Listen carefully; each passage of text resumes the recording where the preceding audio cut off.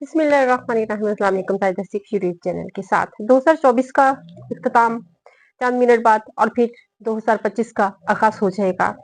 और इस 2024 में पाकिस्तान और दुनिया भर के लिए कैसा रहा, और खास तौर पर पाकिस्तान 2024 कैसा रहा, और इस साल हमने क्या खोया और क्या पाया। पाकिस्तान की अगर सियासी हालात पे, माशी हालात पे जाएं, पाकिस्तान के दफाई लिहाज से जाएं, तो पाकिस्तान ने इस साल सबसे ज्यादा इस साल में खोया, पाकिस्तानी अवाम ने खोया। पाकिस्तानी अवाम का मैशियत के हवाले से उनका रोजगार उनके हाथों से गया, उनके रोजगार को ज़वाल आया, उनकी सियासी मुदाखलत के हवाले से सवाल आया, और फिर अपने हक के लिए आवाज उठाने पे सवाल आया। इस हवाले से आज हम बात करेंगे। और इसमें सबसे ज्यादा हम दुनिया भर में भी बहुत बेशुमार वाक़यात हुए, और ये साल बहुत ही क्रुशियल रहा दुनिया के लिए भी और खास तौर पर पाकिस्तान के लिए भी। 2024 में सबसे पहले तो यही रिसेंटली वाक़या का जिक्र करते हैं 26 नवंबर के हवाले से।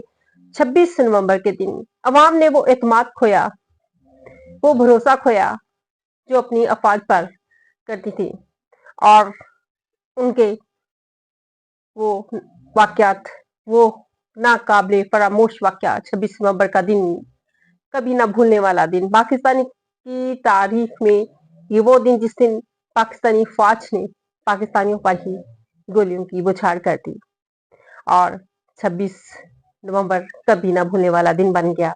इसी तरह से पीपल्स पार्टी और नून लीग ने एस्टेब्लिशमेंट के टॉट की हैसियत से रजीम चेंज लेके आए, और फिर उस रजीम चेंज के से 8 फरवरी 2024 का इलेक्शन जीता।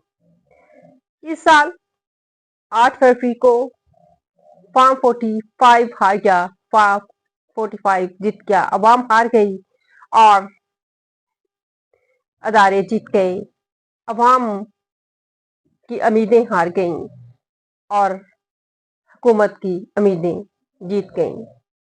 सच्चाई को शिकस्त हुई और बातिल को फतह हुई।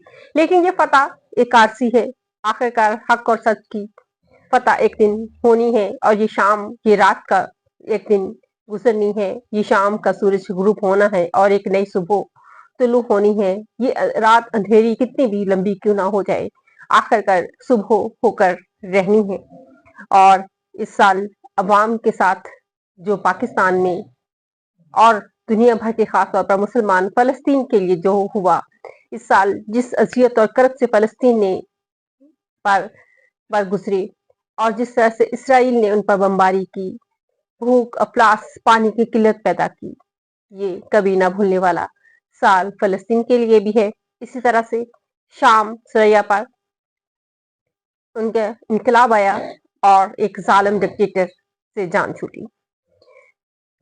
और कभी नहीं भूल सकते ISPR का वो मौकफ जो उसने अपनी अवाम के लिए दहशतगर्द का लफ्ज इस्तेमाल किया। वो अवाम जो अपनी जान कुर्बान करती थी इस पाकिस्तान पर, पाकिस्तान की अफवाज पर, वो आज अवाम अपनी इसी अफवाज से बहुत दूर हो चुकी है। और इस साल जीत हुई शऊर की। जो एक अच्छा काम हुआ, वो शऊर, अवाम के अंदर वो शऊर पैदा हुआ, हक और सच सामने आया। हजारों ख्वाहिशें जो उन्होंने अपनी रियासत से कायम कर रखी थी, उनको चकनाचूर हुई उनकी, और हकीकत उनके सामने खुलकर आई। और इस साल तहरीके इंसाफ को मैंडेट पर डाका डाला गया। तहरीके इंसाफ के वोट को फॉर्म 45 को शिकस्त हुई, फॉर्म 47 पर हुकूमत बनाई गई। 26वीं तरमीम इस साल हुई, जिसने आइन के यकसर तब्दील कर दिया, जिसने आइन की धज्जियां उड़ा दी। और इस आइनी तरमीम ने न सिर्फ आइन की धज्जियां उड़ाई, बल्कि अवाम के हकूक की भी धज्जियां उड़ा दी। ना पाकिस्तान में अदलिया का वो मियार रहा इस साल, और ना अदलिया पर एतमाद रहा अवाम को। इस साल साबिक चीफ जस्टिस फवाद इसा काजी एक ऐसा मकरू चेहरा उभर कर सामने आए कि शायद तारीख में ऐसा चेहरा ना आए देखा हो किसी ने। जिस तरह से उन्होंने एक पाकिस्तान की अवाम की पसंदीदा पार्टी थी, उनसे उनका निशान छीना और फिर उनको साथ जिस तरह से नाइंसाफी के फैसले दिए और जिस तरह से अवाम के हकूक को पामाल किया जाता रहा और उनके खिलाफ एक लफ्ज ना बात कर सके, उन अदारों के खिलाफ एक लफ्ज उनके मुंह से ना निकल सका। ये अदालत सोई रही, अवाम के हकूक गजब होते रहे, चादर चार दीवारी का तकद्दस पामाल होता रहा, लेकिन हमारी अदालतें सोती रही। साबिक चीफ जस्टिस फवाद इसा काजी सोते रहे और आखिरकार इसी चीफ जस्टिस की वजह से ही 26वीं तरमीम आई और रास्ते हमवार करके अपने देश चले गए। और फिर 26वीं तरमीम आई, justice Yahya Afridi chief justice बने, लेकिन तारीख में ऐसे चीफ जस्टिस जिसके पास कोई अख्तियार ना हो।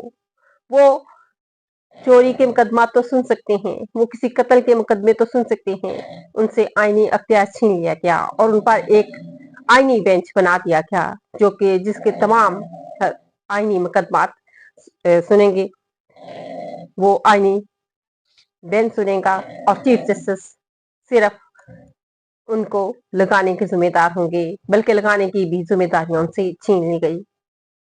और फिर आज इमरान खान से भी मुलाकात हुई, इस हवाले से भी हम बात करते हैं कि फैसल चौधरी साहब से इमरान खान की मुलाकात हुई जेल अडियाला में, और वहां पर इमरान खान ने कहा कि जो मुझ पर इल्जामात लगाए गए हैं अफगानिस्तान के हवाले से, तो वो तमाम के तमाम सरासर गलत हैं।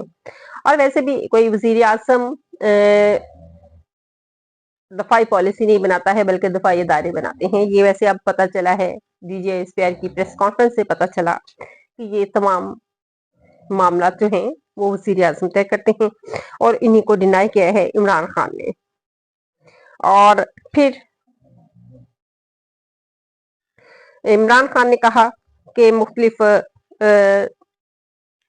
तरह के जो इल्जामात मुझ पे लगाए गए हैं मैं इनको डिनाई करता हूँ, और मेरे हवाले से जो मुझे डील ऑफर की जा रही है और मैं उससे बिल्कुल भी मानता नहीं होगा, वही जो मैं चाहूंगा, और मैं अवाम के लिए खड़ा हूँ और अवाम मेरे लिए खड़ी है। इमरान रियाज के हवाले से इस साल इमरान रियाज को 2024 उनके लिए काफी कड़ा मुश्किल गुजरा।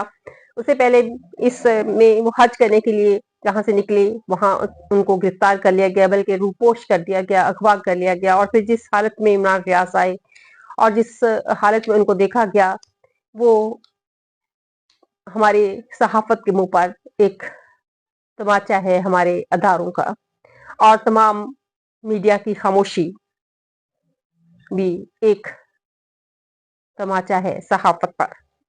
और फिर एक लेवल से आगे जाकर उनके साथ ज्यादती की गई, उनको जिस्मानी तौर पर इस कदर उनके साथ तशद्दुद किया गया कि जिसकी मिसाल बहुत काफी। इमरान रियाज अजियत में हैं, तकलीफ में हैं, रूपोश हैं, और अभी भी उन मुसीबतों के वो बादल अभी छटे नहीं हैं।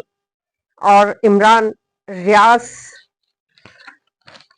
के हवाले से ही कि इस वक्त मुख्तलिफ किस्म की खबरें गर्दिश कर रही हैं, लेकिन इमरान रियाज ने इसी साल 2024 में हाई कोर्ट से भी अपने मुकदमात की तफसील के हवाले से रुजू किया हुआ है, और इस वक्त वो कहाँ हैं ये बताना जिनको पता भी है और नहीं भी पता है, वो कोई भी इस सिलसिले में बात नहीं कर सकते। और अगर पता होगा तो उनके बहुत ही करीबी लोगों को पता होगा कि वो कहाँ पे हैं, पाकिस्तान से चले गए हैं या पाकिस्तान में है बाहर, और उनके व्लॉग त्वातर से आ रहे हैं। अल्लाह ताला उनको اپنے حفظ و امان میں رکھے، اور اسی کے ساتھ اجازت چاہوں گی۔ اللہ حافظ۔